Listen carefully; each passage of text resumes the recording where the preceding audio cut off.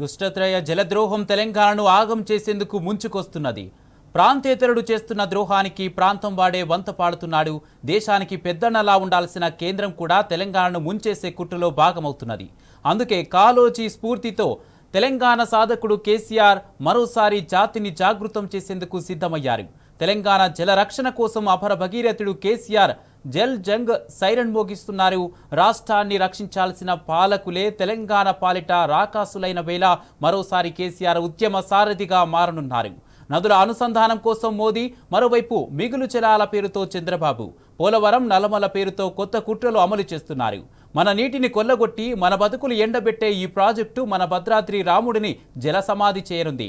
అందుకే జల సాధన ఉద్యమం 2.0కు తెలంగాణ సై అంటున్నది. ప్రాంతం వాడు చేస్తున్న ద్రోహాన్ని పాతరేసేందుకు కేసీఆర్ ఉద్యమ శంఖారావం పూరించనున్నారు. ఈ నేపథ్యంలో తెలంగాణ తొలి ముఖ్యమంత్రి బీఆర్ఎస్ అధినేత కేసీఆర్ అధ్యక్షతన బీఆర్ఎస్ ఎల్పీ పార్టీ రాష్ట్ర కార్యవర్గ విస్తృత స్థాయి సంయుక్త సమావేశం జరగనుంది.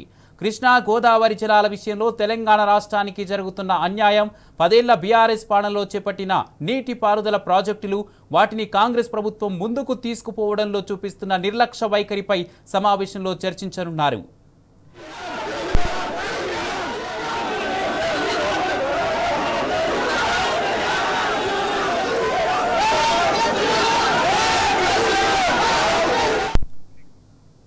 ఇదే అంశానికి సంబంధించి పూర్తి అప్డేట్స్ మా ప్రతినిధి లివిల్ లైట్ బార్ అందజేస్తారు. లివిల్, బీఆర్ఎస్ అధినేత కేసీఆర్ భవన్ కి చేరుకున్నట్టుగా తెలుస్తుంది. చేరుకున్నారు. ఇక బీఆర్ఎస్ఎల్పీ ప్రారంభం అవుతుందా? దీనికి సంబంధించి బీఆర్ఎస్ఎల్పీ సమావేశంలో ప్రధానంగా ఏ అంశాలపై చర్చ జరగనుంది, ఏ నిర్ణయాలు తీసుకున్నారు, పూర్తి అప్డేట్స్ ఏంటి? కొద్దిసేపటి క్రితమే బీఆర్ఎస్ అధినేత కేసీఆర్ అధ్యక్షతన బీఆర్ఎస్ ఎల్పీ బీఆర్ఎస్ పార్టీ కార్యవర్గ సమావేశం ప్రారంభమైంది. ఈ సమావేశానికి ప్రధానంగా మాజీ మంత్రులు, ఎమ్మెల్యేలు, ఎమ్మెల్సీలు, ఎంపీలతో పాటు కార్యవర్గ సభ్యులంతా కూడా హాజరయ్యారు. ప్రధానంగా రాష్ట్ర పూర్తయింది. ఈ 2 సంవత్సరాల్లో నీటి కేటాయింపులు ప్రధాన వనరు తెలంగాణకు వరప్రదాయిని ఇటు కృష్ణా గోదావరి నదులకు సంబంధించిన నీటి కేటాయింపుల్లో పూర్తిగా ప్రభుత్వం అలసత్వం వహిస్తుంది. నీటి వాటాలో కొట్లాట చేయడంలో కావచ్చు, నీటి వాటా సాధించడంలో, నీటి హక్కులు సాధించడంలో ప్రభుత్వం పూర్తిగా నిమ్మకు నీరెత్తినట్టు వివరిస్తుంది. ప్రధానంగా కృష్ణా నది పరివాహ ప్రాంత రైతాంగానికి తీరని నష్టం చేకూర్చే విధంగా ఇవాళ ప్రభుత్వం చర్యలు ఉన్నాయి. ఏదైతే Palamuru Rangareddy lift irrigation project ఒక బృహత్కర ప్రాజెక్టు, దానికి బీఆర్ఎస్ అధినేత కేసీఆర్ 10 సంవత్సరాల్లో ఒక రూపకల్పన చేసి దాన్ని వడివడిగా పూర్తి చేసి దాదాపు 90% పనులు పూర్తయినాయి. ఉద్దండాపూర్ కావచ్చు, నార్లాపూర్ కావచ్చు, ఇటు కరివెన వంటి ప్రాజెక్టులన్నీ కూడా పూర్తయినాయి.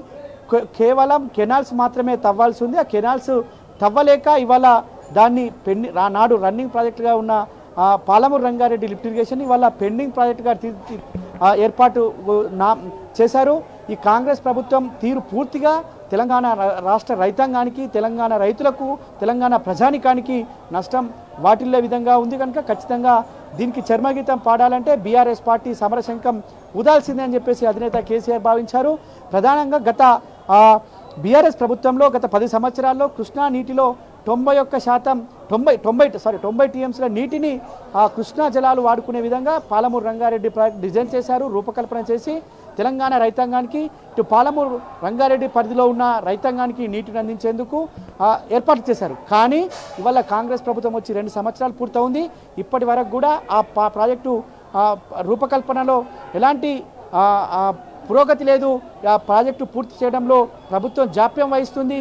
ఆ జాప్యం వహించడం ద్వారా వల్ల కేంద్ర ప్రభుత్వం అనేక కుట్రలు చేస్తుంది. కేంద్ర ప్రభుత్వం అడ్డు పెట్టుకొని ఏదైతే కాంగ్రెస్ ప్రభుత్వం చెప్పింది చేసినట్లు వినే రకంగా ఇవాళ ఏపీ ప్రభుత్వం జలదోపిడీ చేస్తుంది. ఏపీ ప్రభుత్వం జలదోపిడీతో ఇవాళ రాష్ట్ర వ్యాప్తంగా ఒక కరువు వచ్చే అవకాశం ఉంది. మళ్ళీ పచ్చని మాగాణం అంతా కూడా బీడు భూములుగా మారే అవకాశం ఉంది. వాళ్ళ పూర్తి నీటి వాటాల్లో రాష్ట్ర ప్రభుత్వం వైఫల్యం చెందింది కనుక మళ్ళీ బీఆర్ఎస్ పార్టీ నడుం బిగించింది. తెలంగాణకు శ్రీరామ రక్ష అయిన బీఆర్ఎస్ పార్టీ మళ్ళీ వాళ్ళ జంగ్ సైరన్ మోగించింది. వాళ్ళ ఒక కృష్ణా నదిలోనే కాదు, గోదావరి నదిలో కూడా తెలంగాణకు నష్టం వాటిల్లే విధంగా ఇవాళ ప్రభుత్వం చర్యలు చేపడుతుంది. అందుకు ఏపీ ప్రభుత్వం జలదోపిడికి కాంగ్రెస్ ప్రభుత్వమే రెడ్ కార్పెట్ వరుస్తుంది. ఇవాళ ఏపీ ప్రభుత్వాన్ని నివారించడంలో పూర్తిగా వైఫల్యం చెందింది. వాళ్ళ ప్రభుత్వం పూర్తిగా వైఫల్యం చెందడంతో ఇవాళ ఈ విధంగా ఏపీ జలదోపిడికి పూనుకుంది. ఇవాళ కృష్ణాలో 45 వాళ్ళ గోదావరిలో మనకు రావాల్సిన వాటా కంటే తక్కువగా ఇవాళ ఇచ్చి వాళ్ళ వారు ఏదైతే పోలవరంతో పాటు నల్లమల సాగర్ అనే ఒక ప్రాజెక్టు రూపకల్పన చేశారు. గతంలో బనకచెర్ల ప్రాజెక్టు అక్రమ ప్రాజెక్టుగా బీఆర్ఎస్ పార్టీ చెప్పింది, ఆధారాలతో సహా బయట పెట్టింది. ఆ ప్రాజెక్టుకు మొదట్లోనే బీఆర్ఎస్ పార్టీ అడ్డుకున్నది, కానీ ప్రభుత్వం వైఫల్యం చెందింది. వాళ్ళ ప్రభుత్వం వైఫల్యం చెందడంతో మళ్ళీ దాన్ని ఆనాడు బనకచెర్ల ప్రాజెక్టుగా ఉన్న పేరును మార్చి మళ్ళీ నల్లమల సాగర్ కింద తీసుకొచ్చి మళ్ళీ నదుల అనుసంధానం పేరు మీద మళ్ళీ కొత్త నాటకానికి తెరదీసిన నేపథ్యంలో రాష్ట్ర ప్రభుత్వం చర్యలు చేపట్టకపోవడంతో ఏపీ జలదోపిడికి పుసిగొలుపుతుంది. కేంద్ర రాష్ట్ర ప్రభుత్వాల ఏమాత్రం కూడా శ్రద్ధ వహించకపోవడంతో తెలంగాణ రాష్ట్ర రైతాంగానికి తీవ్ర నష్టం చేకూరుతుంది. ఇటు గోదావరి నదిలో కావచ్చు, అటు కృష్ణా నదిలో కావచ్చు, రెండు నదుల్లో కూడా వాళ్ళ తెలంగాణ నీటి వాటాలో సాధించడంలో పూర్తిగా ప్రభుత్వం వైఫల్యం చెందింది. అందుకు మళ్ళీ ఒక జలసాధన ఉద్యమం చేయాలి. ఆ జలసాధన ఉద్యమం ద్వారా వాళ్ళ మళ్ళీ తెలంగాణ నీటి హక్కులు కాపాడుకోవాలని చెప్పేసి కూడా అధినేత కేసీఆర్ ఇలా సమావేశం ఏర్పాటు చేశారు. ఈ సమావేశంలో పలు కీలక అంశాలపైన కూడా దిశానిర్దేశం చేయనున్నారు. ప్రధానంగా ఏపీ జలదోపిడిపైనే ఈ పోక చేయనున్నారు. అంతేకాకుండా పెండింగ్ ప్రాజెక్టులు ఏవైతే ఉన్నాయో ఆ పెండింగ్ ప్రాజెక్టులను కూడా త్వరితగతిన పూర్తి చేసే విధంగా కూడా చర్యలు చేపట్టాలి. తద్వారా రాష్ట్ర రైతాంగానికి ప్రయోజనం చేకూరుతుంది, రాష్ట్ర రైతాంగానికి సాగునీరు అందుతుంది, రాష్ట్ర రైతాంగం పంటలు పండించుకుంటుంది. కానీ వాళ్ళ ఏపీ ప్రభుత్వం కుట్రలకు తలొగ్గితే భవిష్యత్ అంతా అంధకారం అవుతుంది. భవిష్యత్ అంతా కూడా నీటి వాటా కోల్పోయే అవకాశం ఉంది. భవిష్యత్తులో మరింత మాగాణానికి వాళ్ళ బీడులు బారే అవకాశం ఉంది, తెలంగాణ అవకాశం ఉంది.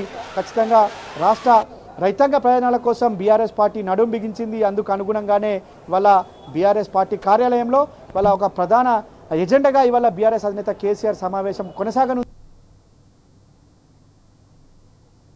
పరిస్థితిలో జల దోపిడీని అడ్డుకోవడం కోసం మళ్ళీ బీఆర్ఎస్ పార్టీ ప్రజల మధ్యకు పోతుంది. ప్రజల పోరాటంతో ముందుకు సాగుతుంది.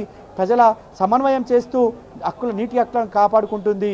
ఖచ్చితంగా జల దోపిడీని అడ్డుగట్టుకొని కాంగ్రెస్ పార్టీ అరాచకాలను, కాంగ్రెస్ పార్టీ కుట్రలను, కాంగ్రెస్ ప్రభుత్వం చేసే మోసాలను వాళ్ళ ఖచ్చితంగా ఎక్కడికక్కడ ఎండగట్టడం కోసం ఈ సమావేశంలో పలు కీలక అంశాలపైన కూడా దిశానిర్దేశం చేయనున్నారు. కుమార్, అయితే లివిల్ అంటే ఏపీ జలదోపిడీ విషయంలో ఉద్యమ కార్యాచరణపై ఎలాంటి నిర్ణయం తీసుకునే అవకాశం ఉంది?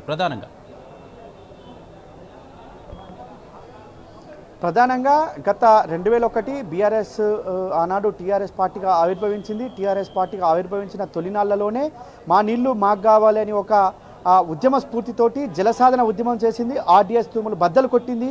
ఆనాడు మహబూబ్ నగర్ రావాల్సిన నీటిని, గద్వాలకు సంబంధించిన నీటి, గద్వాల కావచ్చు, మహబూబ్ నగర్ కావచ్చు, ఆయా జిల్లాలకు రావాల్సిన నీటిని సాధించడంలో ఆనాడు విజయవంతమైంది. అలాంటి జలసాధన ఉద్యమం మరొకటి చేయాలి. అలాంటి జలసాధన ఉద్యమంతో మళ్ళీ బీఆర్ఎస్ పార్టీ ముందుకు పోతుంది. ఖచ్చితంగా ప్రజలకు ఏ అవసరాలు ఉన్నాయో, రైతాంగానికి ఎలాంటి మేలు జరుగుతుందో అలాంటి మేలు కోసం బీఆర్ఎస్ పార్టీ ఎంతటికైనా ముందుకు పోతుంది. వాళ్ళ ఆనాడు జలసాధన ఉద్యమం ద్వారా తెలంగాణ స్వరాష్ట్రాన్ని సాధించుకున్నాం, తెలంగాణ నీటి హక్కులను సాధించుకున్నాం. మళ్ళీ వాళ్ళ కాంగ్రెస్ ప్రభుత్వం 2 సంవత్సరాలు అవుతుంది. వాళ్ళ నీటి హక్కులు కాపాడడంలో పూర్తిగా వైఫల్యం చెందింది. వాళ్ళ ప్రధాన ఎజెండాగా నీటి హక్కుల కోసం ఈ సమావేశం ఏర్పాటు చేశారు. ప్రధాన ఎజెండా ఈ నీటి హక్కులు కాపాడడం కోసమే ప్రజలను ఏకం చేసి వాళ్ళ ప్రజాక్షేత్రంలోకి వెళ్ళి వాళ్ళ తెలంగాణ రైతుల పట్ల, తెలంగాణ రైతాంగంతో పాటు తెలంగాణ ప్రజానికం పట్ల ప్రభుత్వం వైఖరికి ఎడ్డగట్టడం అని వాళ్ళ ఏపీ ప్రభుత్వ జలదోపిడిని అడ్డుకోవాలి. ఏపీ జలదోపిడిని అడ్డుకున్నప్పుడే వాళ్ళ తెలంగాణ ప్రజలకు మేలు జరుగుతుంది, తెలంగాణ రైతాంగానికి మేలు జరుగుతుంది. ఆ దిశగా బీఆర్ఎస్ పార్టీ నడుం బిగించింది. ప్రజా పోరాటాలకు సిద్ధమైందని చెప్పుకోవచ్చు. ఈ వేదిక ద్వారానే వాళ్ళ ప్రజా పోరాటాలకు బీఆర్ఎస్ అధినేత కేసీఆర్ పిలుపునిచ్చే అవకాశం కూడా ఉంది. Kumar, right, thank you లివిల్.